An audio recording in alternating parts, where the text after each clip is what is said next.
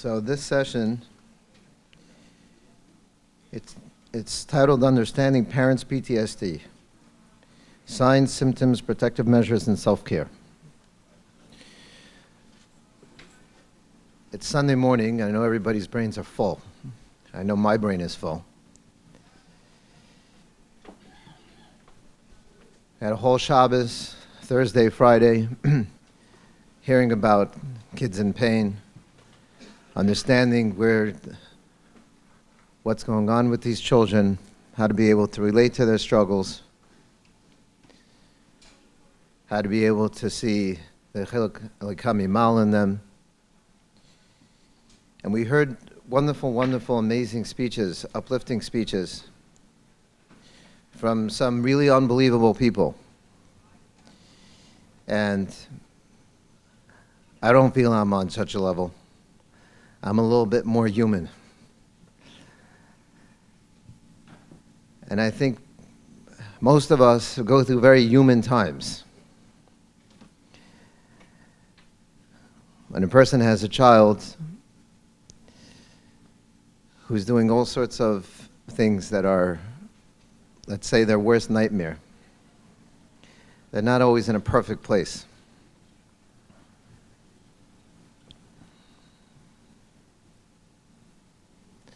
I was speaking to somebody last night. Friday night is when I finally get a chance to learn a little bit. So it was late at night, and I'm enjoying the peace and quiet. No, 2 nights ago. That's 2 nights ago already. It's okay. And I don't know, it was like 3 o'clock in the morning. And I met somebody I'd met years ago. And what he does with his child is unbelievable. Unbelievable. He's taken her to the far ends of the world to show how much he cares about her, to be there for her, to do whatever he can. And I reminded him that when I met him, I don't know, it was 6 years ago,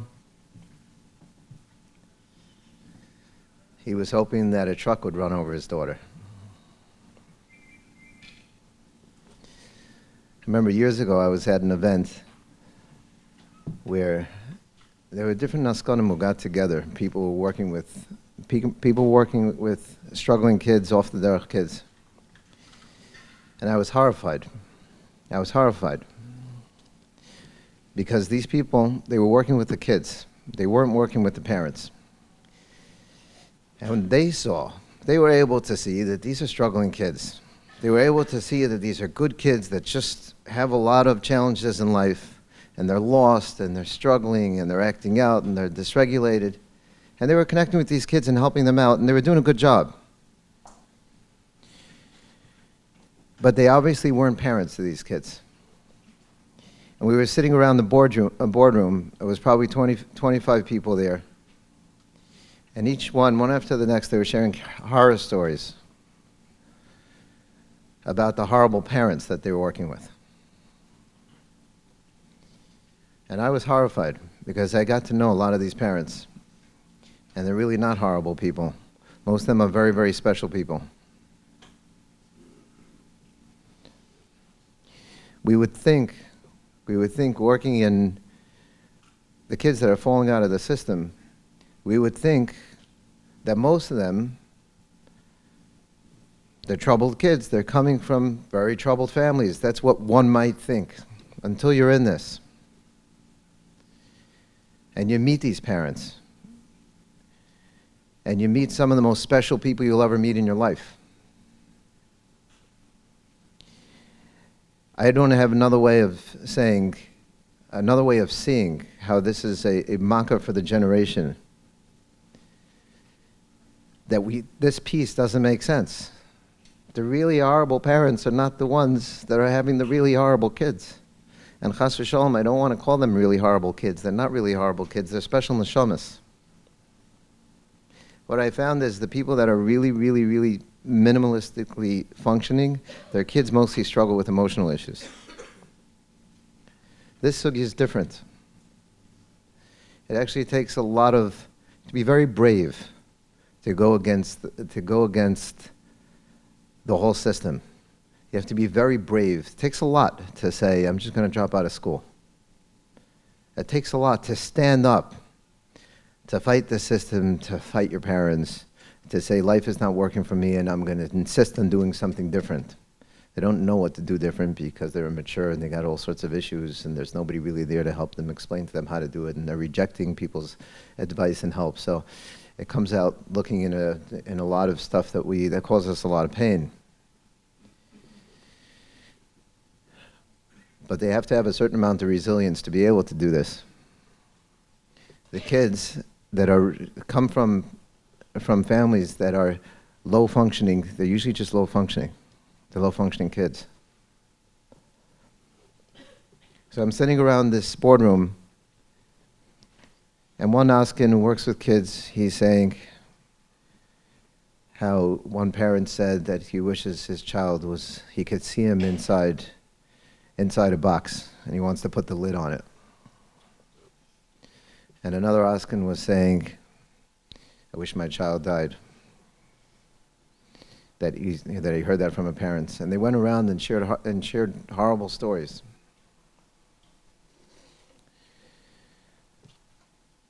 The point I want to bring out is that as a parent, it takes superhuman effort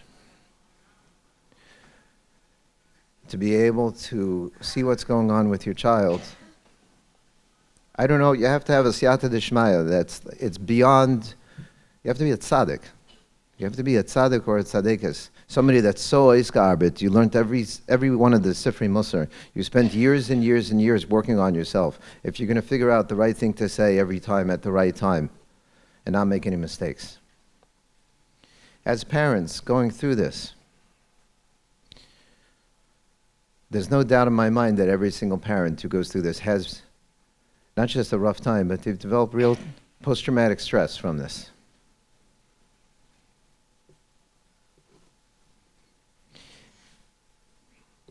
When I want to talk a little bit about the diagnosis of PTSD.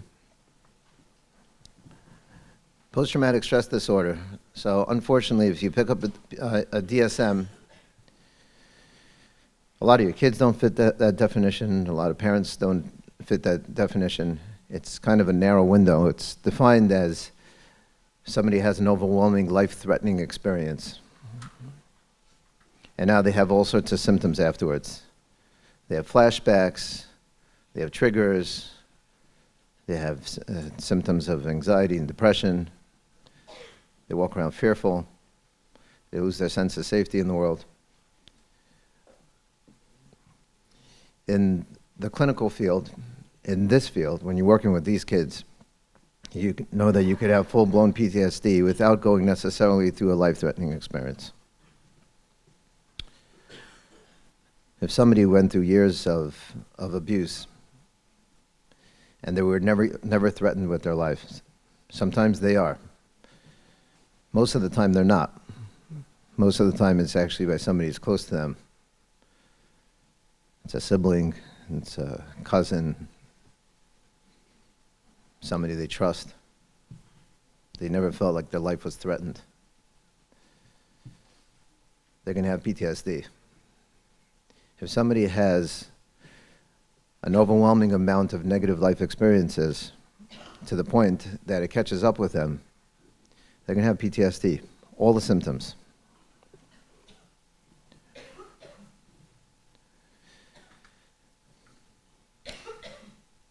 A more correct definition of what real trauma is. What is trauma? The word gets thrown around. We throw the word around. There's trauma. I don't know. Everybody's traumatized. Yeah, everybody has certain traumas in their life. But what is trauma? When we go through life, we go through good times and we go through negative times. And these are experiences in life. We have good days and we have bad days. We have positive experiences and negative experiences. But they're within a window. Within a window of what life brings. And sometimes they're very, very painful and difficult, and they're not traumatizing. Emir Hashem, When everybody outlives their parents, it's a bracha to everybody that one day you're going to sit shiva for your parents. Lachar Meir V'Esrim. And it's very sad. And you'll cry, and you'll be in mourning. And if they live to 120, and they get old, and you're prepared for it, you're preparing for it, it's sad, and it's overwhelming, and you cry, and you're not traumatized. Because that's the way of the world. And we know this since the time we're 2 years old.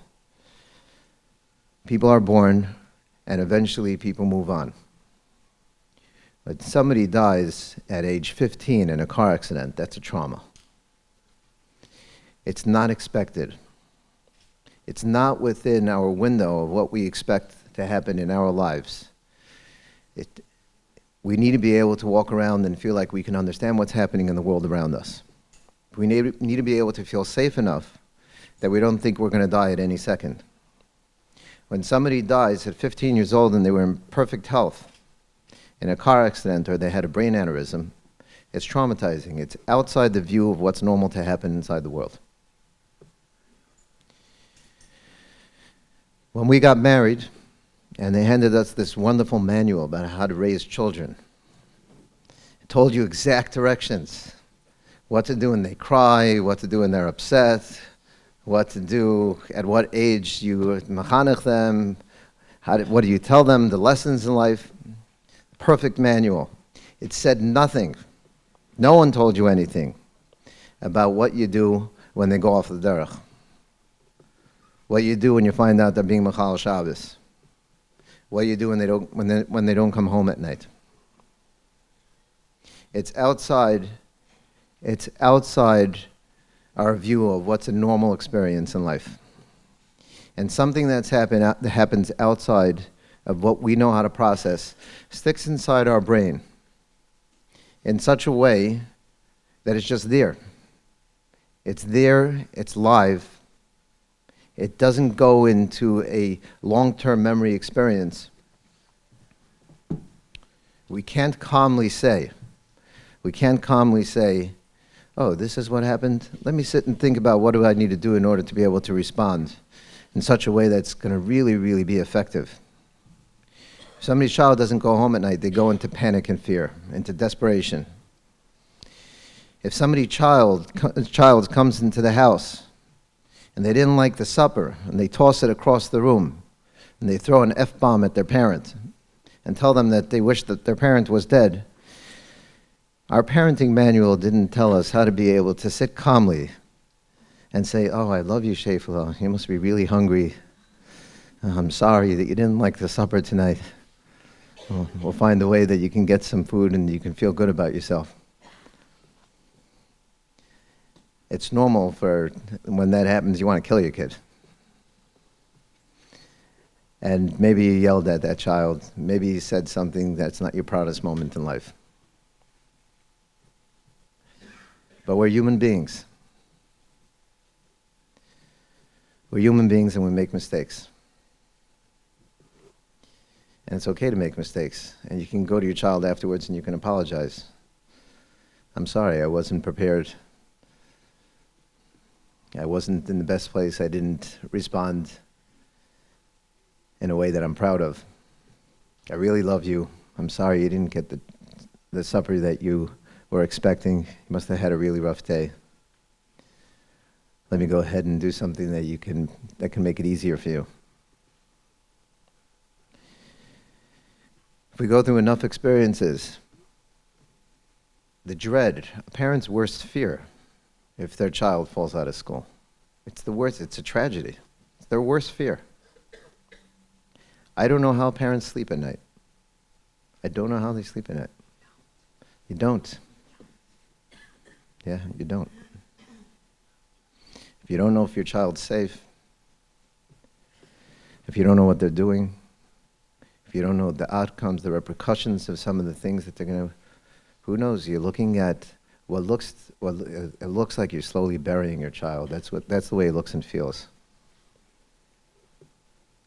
Anyone who goes through this has experienced serious trauma in their lives. What are some of the symptoms of trauma? Well, you can be depressed, you can be anxious, you can have sleepless nights, you can feel like your world is falling apart around you, you can have a sense of worthlessness. These are all symptoms of PTSD. You can have a sense of worthlessness. You can feel like God doesn't like you. You lose your sense of trust in people. I heard a lot, kind of listening to some of the vibe, I heard a lot over Shabbos about how many people had negative experiences in the school systems. You have negative experiences in the school systems, you can feel like all systems are bad. We can't believe in any systems. Can't trust people. What happens with trauma, when it creates a sense when there's no safety, that safety spreads out to not just the area where the trauma happened, it spreads out all over the place. If somebody was attacked at night because they were mugged walking down a street in a safe neighborhood, they now feel like it's not safe to walk outside in a safe neighborhood. People aren't safe. The world becomes an unsafe place. It's very easy to go into a negative state. We see dark around us, very hard to see light. You see pain wherever you go. You see the problems. You get stuck in the problems, it's hard to see the solutions. These are all symptoms of trauma. I know most of the speakers are focused on the kids. All these kids are traumatized. There's absolutely no question about that. It explains a lot of their behaviors. But as parents working with these kids, it's not possible to go through this without experiencing your own level of trauma. And if you don't take care of it, you're at risk of really struggling. It affects a person's functioning. If a person feels constantly that they have no energy, low energy levels, if they feel like they're carrying so much of a load, that they feel weighed down all the time, they lost their spring in their step, they have a hard time smiling. It's not the way we want to raise our other kids. Not just these kids. And when you have kids that are struggling, it takes superhuman effort. We're expected to be malachim, we're expected to be angels. So, I don't really like speaking. So if anybody has any questions, you're welcome to ask. My only issue is that we're short on time. If anybody has something that they want to jump in with, I'll be happy to kind of talk about it a little bit. Go ahead. Just talk loud so people could hear. How does one feel safe in a world that feels unsafe?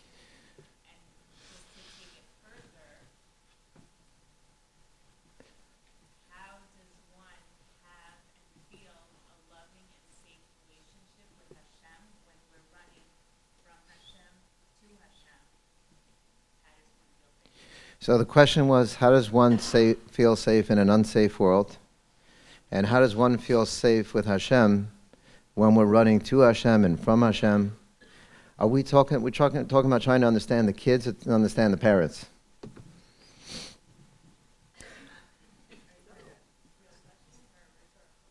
No, it's a real question because the question is true for both of them. Yeah, it's a wonderful question. Yes, it's a wonderful question. How does one feel safe in an unsafe world? Yeah. Go ahead. Oh, very good. Excellent question. Okay. So I don't want to ignore the first question. But I'm going to talk a little bit about the second question. How do you treat PTSD when you're in constant trauma? So when we say we don't want to do trauma work for a person if they're in an abusive relationship, we don't want to do trauma work to get them past their trauma if they're still getting abused at the same time. It doesn't make any sense. So how are you supposed to do trauma work while the situation is still going on? How are you supposed to feel calm when you don't know if your child is coming home that night? It goes back into the first question a little bit. If you're not living in safety, how can you feel safe? These are wonderful questions. I don't have easy answers. I don't have easy solutions. I want to just give perspective, and maybe people can go ahead, and if they can understand it a little bit, and if they can feel understood, they can see the value. They can see the value in being able to do the work of what they need to do, of finding the right supports and getting the right help for themselves. Because we can't help others if we need help ourselves. You can't make your child feel safe if you don't feel safe. It's impossible. You can't deal with your child's anger when you're angry.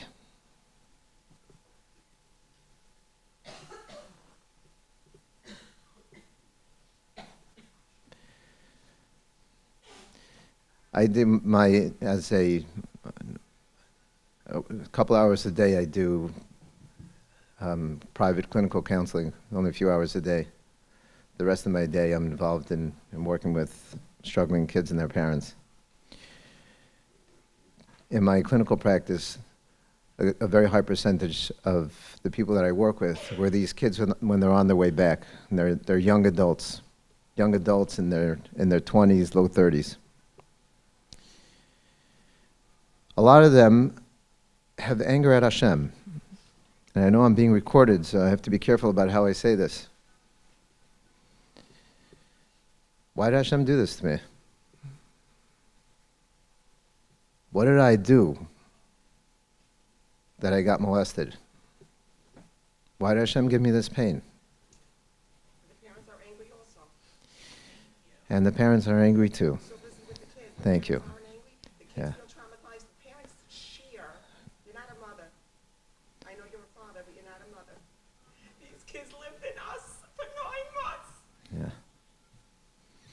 Yeah. Instead of our mamas. Yeah. Thank you. Yeah. That pain, I can't imagine that pain.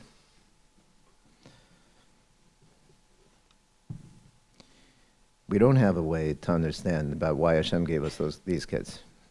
We don't have a way to understand it. And if people are honest enough, they might see that they do have anger. What do we do to deserve this? All we try to do is be good people. As parents, I think saying this to what I found to be some of the most special people that I've met, I think most people that are here, most people that I know that have struggling kids, all they wanted to do was to do the right thing, was to serve Hashem, was to get married and have good kids. Show them how to love Torah mitzvahs. Show them how to be good Yidden.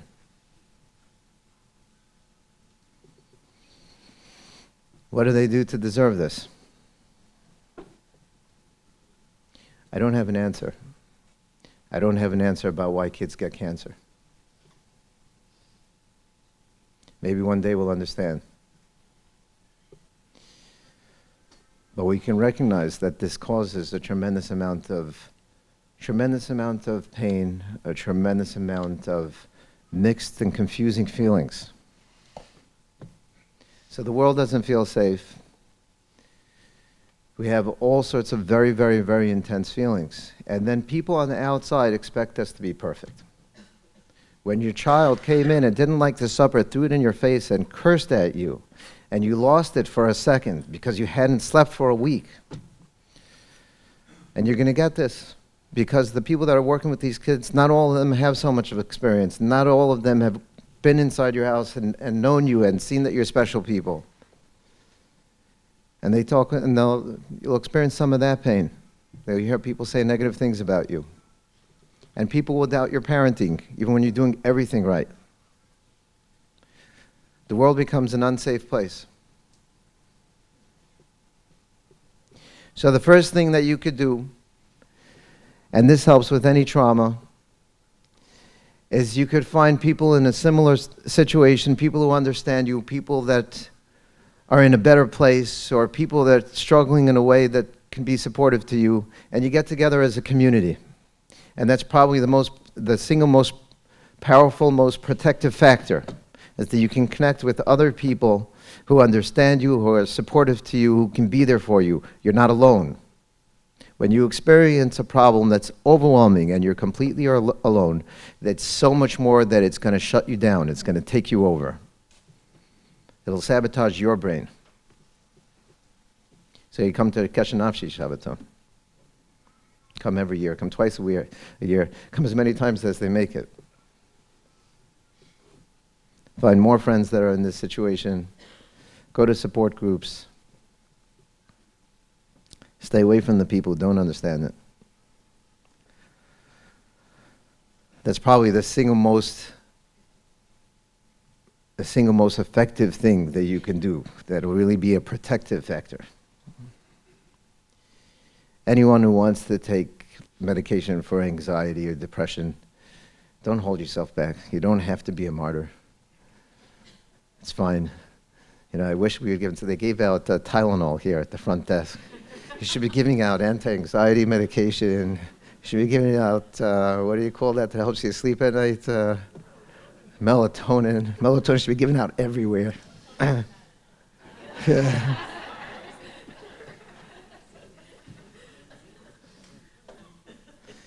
Unfortunately, like if you go to like typical therapy, they're going to teach you skills. They're going to say, let's do deep breathing exercises.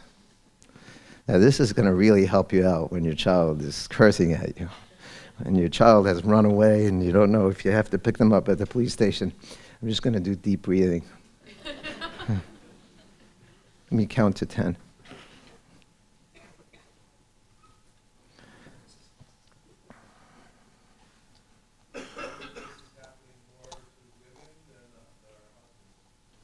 No, it happens just as much. There's different reactions to trauma. There's different reactions to trauma, and men respond to things differently than women. The typical responses that we have to trauma are fight, flight, and freeze, and shutdown. So the fight will look like something like when you get upset, you get angry, and you lose it. The flight is when you run the opposite direction. And the freeze is when you just don't know what to do and you don't do anything. Shutdown is not spoken about as much. Shutdown is just your system starts shutting down. You don't feel anything. Most people alternate through different things. And I'm going to say that working with these kids, because it's an evolving situation and there's constantly different situations that present themselves. At some situations you might respond well. And in other situations you might find that you're entering a shutdown response. In other situations you might find that your response is going to be freeze. In other situations you just want to run away. I don't think that men are any different from experiencing trauma. Their response might be different. The men could learn or be very busy at work. When the wife calls and says, get home now, and he's like, I have a meeting in 15 minutes, and I'm like, everybody is crying, or there's glass on the floor. The ladies we're dealing with everybody and everything. Don't forget, there's still baths, there's still supper, Shabbos is still coming, we still have to get to work. Yeah. The other kids doing what Yeah. and the men. One of the things that men, and I'm overgeneralizing, I really don't like doing this because there's a lot of men that are very emotional and a lot of women that kind of have certain ways of functioning that we would assume that are naturally like men, but if we kind of use the cliche what the men experiences and the women experiences, one of the things that men do a little bit better than women a lot of times are partitioning their brain. So first responders, Hatzalah men, policemen, firemen, it's very interesting that they're all called men. We don't have Hatzalah women, now they do a little bit. We don't have police women, it's not so often. They're kind of, when you have a police woman, people look at them and they're kind of manly. You don't want to mess with a police woman, that's for sure. don't have so many fire women.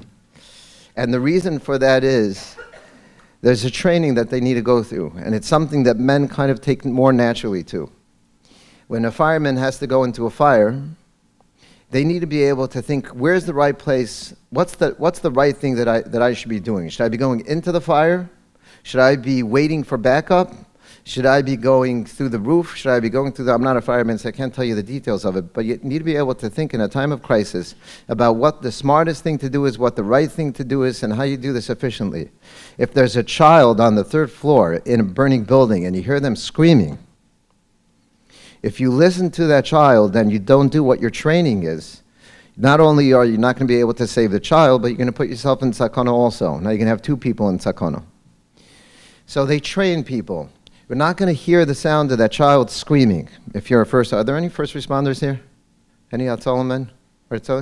Right? You go through a training, you're going to kind of shut off your emotions.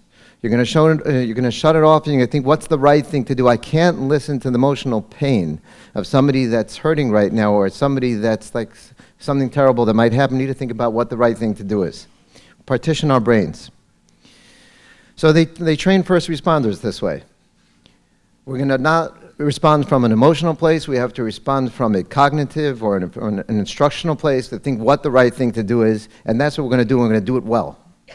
So I was speaking once with Hatzalah in Lakewood, and specifically about like some of these sensitive situations where they have to respond to these crises that are happening with kids that have, all sorts of emotional issues. And when you have, a big kind of Shirley Hatzalah man who shows up, and it's a really sensitive situation, especially if it's a female, and especially if they've been hurt by a man, it doesn't feel the safest. And I was talking to Hatzalah about I wasn't talking with you, Rabbi Fried. I was talking with Hatzalah member about maybe having some women on the team, which Baruch Hashem they do now. And the response that I got is that we can't have it. The response that I got is they're too emotional. They don't know how to separate from it. Baruch Hashem, they do have this now. But this is a skill. I just want to talk about this for a minute, and I can really talk about PTSD and dealing with stuff for hours and hours and hours, and you probably don't have the brains for it, and we don't have the time. But this is one skill that we could practice. And if you're in this long enough, you don't have a choice. You can end up learning it by default. So the question is if you're going to learn it by yourself, or if you can be aware of it and you can try to put it in a little bit. You need to be able to dissociate a little bit from what's going on with your children. You need to be able to separate from it a little bit. Sometimes it sounds like, we don't care. It's not because you don't care. It's because you care too much. You need to be able to say, my child is going through whatever that my child is going through. I can't think about it every single second of the day. If I think about it every single second of the day, I am not going to function. I will not be able to be there for them. I won't be able to be there for my spouse. I won't be able to be there for my kids.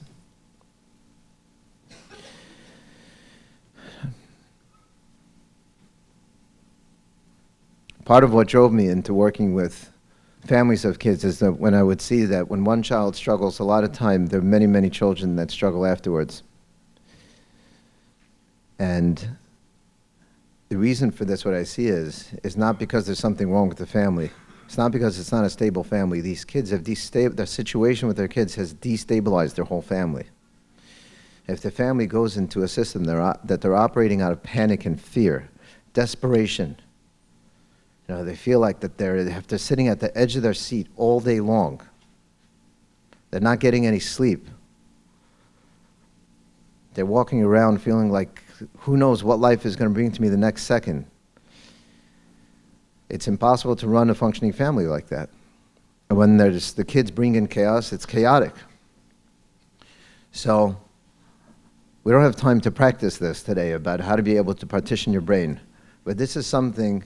It's just another thing that you could try, and you're going to end up learning it by default anyway. You need to be able to separate a little bit. You're not separating because you don't care, and you're not separating that you're not doing anything about it. You're separating from some of those extreme situations that are going on around you that I'm not living, I'm choosing, that I'm not going to live with them at every single second of the day. somebody needs to go for therapy to help them learn these skills, go ahead and sign yourself up for the therapy. You're entitled. There's nothing wrong with you if you're trying to figure out how to be a normal person when you have chaos going on around you. There's absolutely nothing wrong with you. There's no shame in it. There's nothing wrong with you if your child is acting really crazy and dysregulated and you're trying to figure out how to function. Absolutely nothing wrong with you.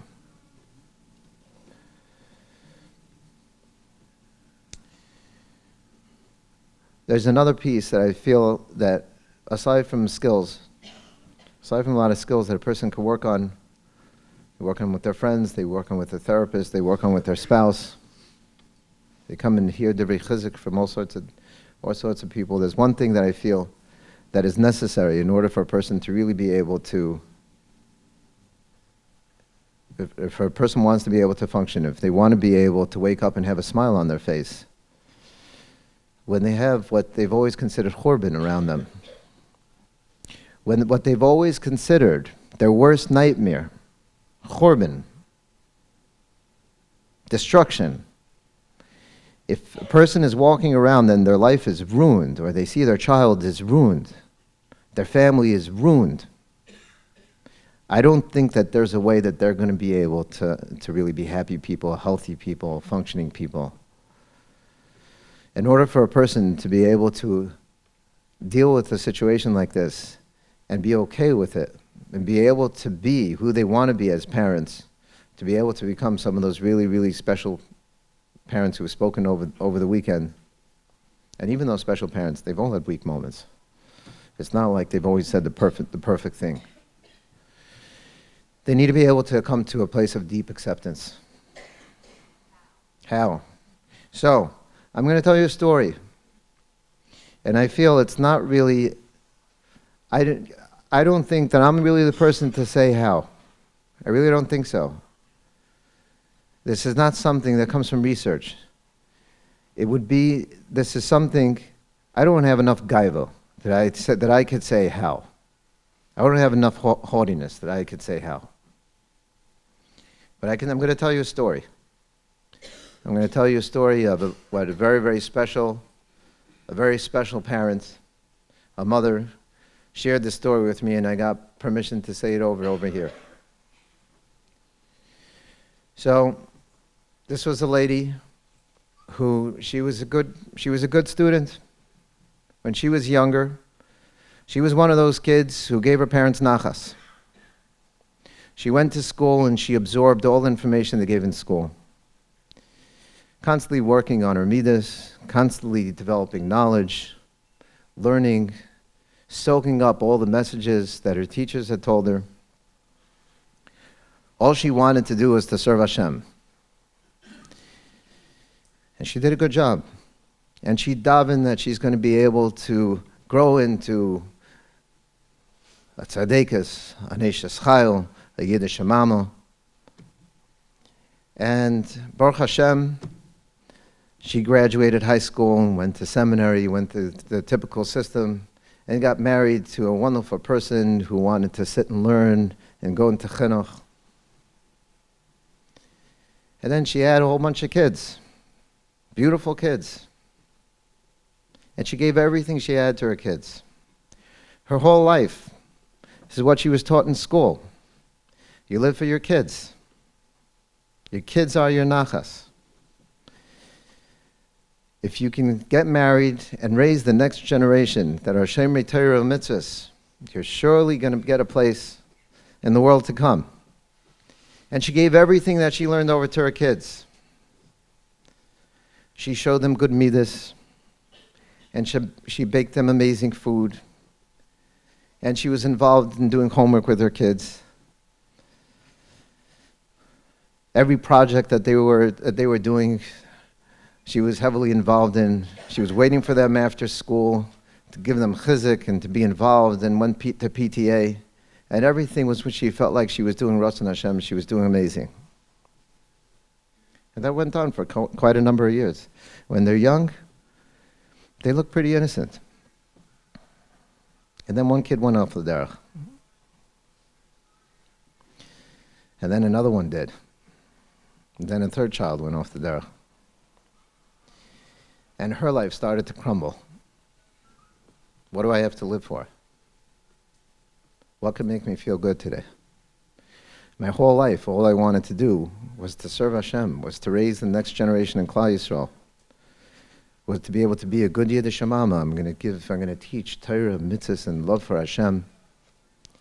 And they're not religious. And she started falling apart.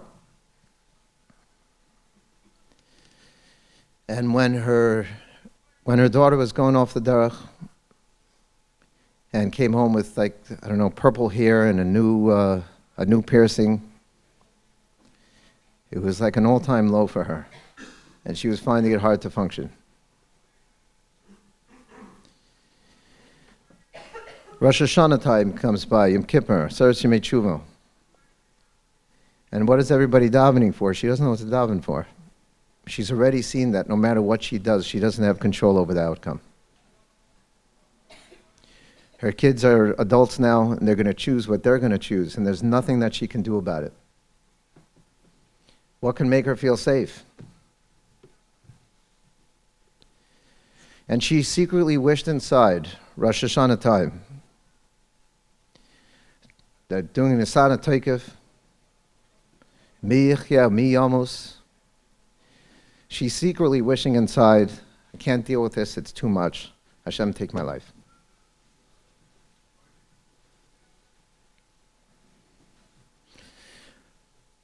Seres Yemei Tshuva goes by, and it's Yom Kippur, and she's fasting. She doesn't know what to daven for. She's at an all-time low. So she's in her house, her husband's at shul, I don't know where her kids are. And she goes into her study, and she noticed the sefer that was lying there on the shelf, and it wasn't like put in. She says, let me pick it up and put it in its place. And she sees it's a chumash. It's this chumash.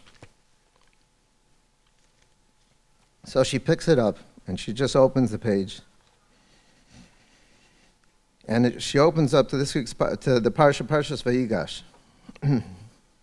Yaakov has to go to Mitzrayim. And he's very nervous. Yaakov knows what's in Mitzrayim.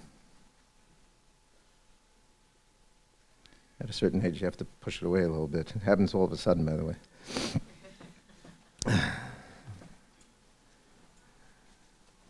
He's very nervous. He knows he's going into Tumas Mitzrayim. Yaakov knew. It says when Klal Yisrael came out of Mitzrayim, they were Memtes Shari Tumah. Yaakov knew what Mitzrayim was. This is his biggest fear, Yaakov Avinu. He's bringing his kids into the Eretz HaTmeo. Who knows what's going to happen to them?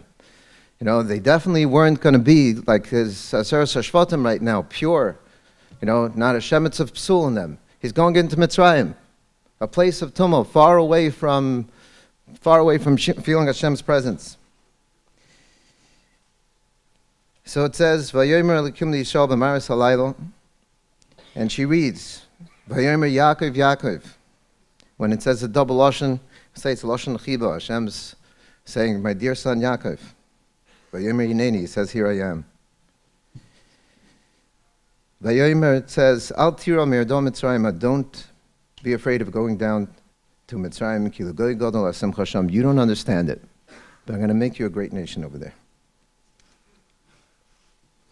And she says to herself, I don't know why I picked up this chumash, but Hashem's sending me a message. I'm living in a world of tumah. I'm living in a world, it's not the nachas that I expected. I'm not having these beautiful angelic kids who are nachas machines. I'm in Mitzrayim. And Hashem's telling me, Al tira, don't be afraid. Don't be afraid of going down to Mitzrayim. I'm going to make you great over there. It's a wonderful message, wonderful message. And it was a light went off inside her head. I'm living inside Mitzrayim. I'm living inside an Eretz HaTmeo. My house is not this house where the kids are coming home and talking Divrei Torah at the Shabbos table. I hear Divrei Nevolah maybe. I hear about like all sorts of things that I didn't want to bring into my house. I'm in Mitzrayim. But l'goy gadol, don't be afraid. L'goy gadol simcha Hashem, I'm going to make you great over there. And it gave her chizuk. And she was able to go ahead and say, Hashem sent me a message. It's okay. And that kind of percolated inside her brain for a while. And then she's thinking about the next words in the pasuk. It says, "Anechi eridim Mitzrayim." I'm going to go down with you to Mitzrayim. I'm not here alone. Hashem says I'm going with you. You're in Mitzrayim, you're dealing with all of this garbage. You're dealing with all of these things that this is not something you wanted to do, but I'm going to be there with you. Hashem says I'm going to be there with him. I'm going down with you to Mitzrayim. V'anoichi alcha gam aloi. I'm going to bring you out from there too. And she says there's a light at the end of the tunnel. Hashem is here with me, and Hashem's going to take me out. And then she said after a few weeks, she was thinking about this pasuk. It was like she had a nevuah. She was at her lowest point. She wanted her life to be taken. Hashem says, don't be afraid. I'm going to make you great over there. Hashem says, I'm with you on this journey, and I'm going to take you out. And then she says, what's the gam aloi? Noiche alcha gam aloi. What is this double lashon? I'm going to take you out, gam aloi. And she says she realized that she has the opportunity of a lifetime. This is her opportunity to grow. We're not here only to raise our kids. We're here to serve Hashem. And you can grow from serving Hashem in Mitzrayim. And even though she had only heard her whole life, those were the messages that she had taken in, being in high school, growing up. What she absorbed from her teachers is about her purpose in life is to raise the next generation of Shomer Torah mitzvahs.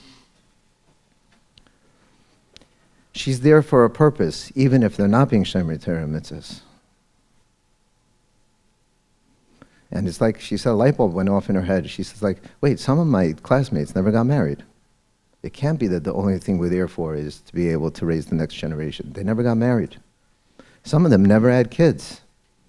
It can't be that they're only there for their kids. So, they have no avodas Hashem. Gam aloi, that you can go up also. Going down into this Eretz HaTmeah, there's an avodah over there. Hashem gave you a gift where you're really, really going to be tested. But it's going to bring the best thing, it's going to bring the best parts out of you. You're going to be able to grow from here like you've never been able to grow before. You're going to be able to serve Hashem in such a way that you never imagined in the past. When a child does everything right, it's not difficult to be a good parent. How much schar for being a good parent does a parent who their child does everything right and only wants to do everything right? There are some kids like that. A few of them, they exist. How much do we have to work as parents for those kids? How much schar do you get when your child does everything wrong and you're still being Oved Hashem? This is your greatest opportunity in life, is to be able to say that I can be Oved Hashem. I can be Oved Hashem in Mitzrayim. Yosef HaTzadik. This is when you become a tzaddik. So, I feel like I'm sitting with tzaddikim, and I'm not saying that to boost your confidence. I don't believe in that. I don't believe in false compliments. I would believe that. I believe everybody that's here, they're really tzaddikim. And you're tzaddikim because you're Yosef in Mitzrayim. Hashem has given you real challenges in life. Real challenges. Your worst nightmares. And he gives it to special people. He says, you can rise up. You can become great. I've always been very hesitant to tell this to parents, because we don't want to tell people, it doesn't feel good when you're going through something horrible and somebody says, oh, you're going to become a good person from it. It doesn't feel good. But this is not my message. I could say it over in somebody else's name who's done this journey. Do I have a couple minutes? When does the next session start? What's, are they waiting 11 o'clock? What's that?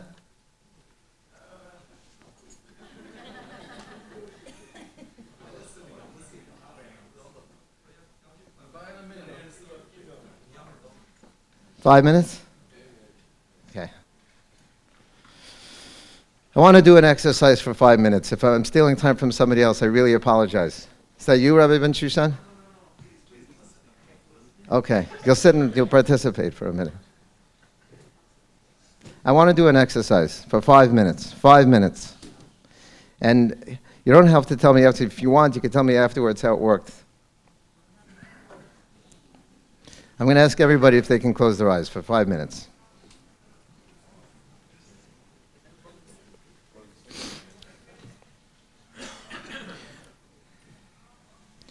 I want you to see if you can identify where inside your body. Look inside your head, inside your heart. Check your whole body and see if you can identify where you feel the tremendous tsar of your child.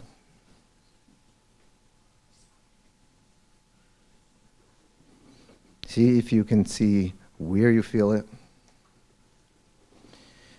And see if you can label an emotion or two or however many pop up. What the emotion is that you feel right now.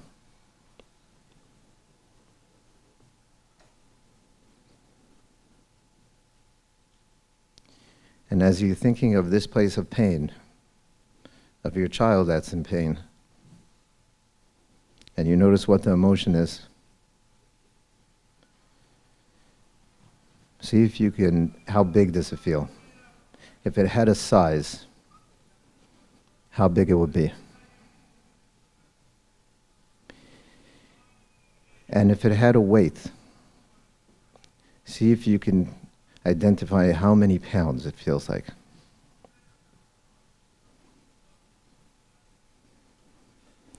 And if you can give it a color, what color would this tsar, this place of pain, be? And now look at it and see if you can give a shape to it.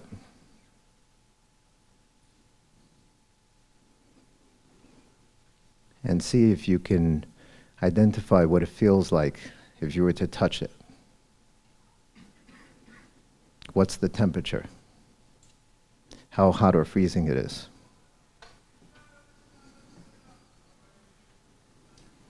Is it smooth? Is it rough? See if it makes any sound or if it's quiet. See if it has any movement or if it's still.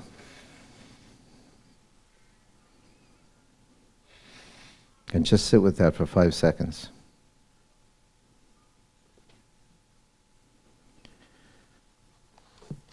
Now I'm going to read this pasuk again. And as I do, I want you to envision how this place of pain changes. As I read the pasuk, I want you to see how the weight changes, how the temperature changes, how the color changes, how it feels different, how the size shifts,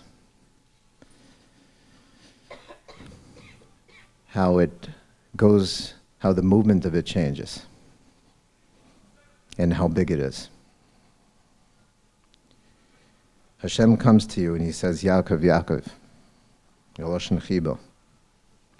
And Hashem says to you, I'm going to go down with you to Mitzrayim. I'm going to go down with you to this place of disappointment, of shame, of pain. I'm going to be with you. I'm going to take you out too. I'm going to bring you up. Gamaloi, it's going to be an opportunity for you to grow. As you sit with it, you're going to be able to grow. And as you hear these words, see how the temperature changes. See how much the weight has shifted. How many pounds does it weigh now? It's not going to disappear, but it will change. Notice its size. Notice its energy. Notice its movement. And see what color it is now.